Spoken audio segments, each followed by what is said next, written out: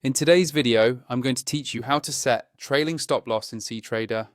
A trailing stop is a dynamic stop loss that follows price as your trade moves into profit, helping you lock in gains while giving your position room to breathe.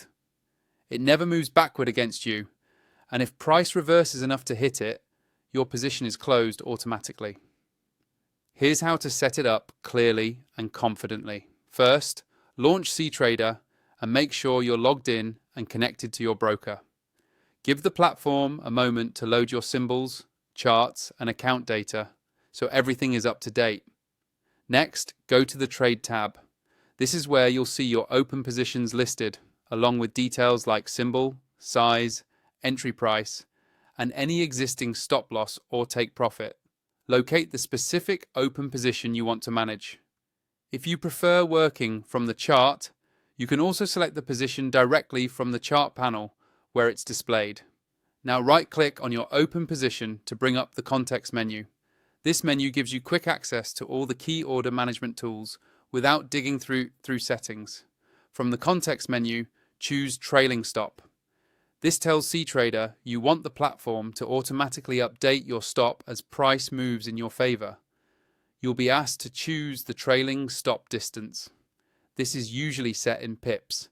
Pick a distance that matches the volatility of the instrument and your strategy. For highly volatile pairs or longer time frames, a larger distance helps avoid being stopped out by normal noise. For tighter short-term trades, a smaller distance can lock in profits sooner. If you didn't already have a stop loss on the position, Ctrader will place one at the distance you specify and begin trailing once price moves favorably. Click OK to activate. You should see confirmation in the Trade tab, and on the chart, you'll typically notice the stop line reflecting your chosen distance. If needed, you can come back later. Right-click the position again and modify or disable the trailing stop using the same menu.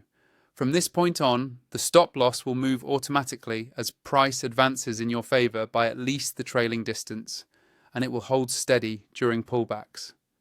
Keep in mind that minimum distances and execution rules can vary by broker. For best results, monitor the position occasionally, especially during major news or thin liquidity.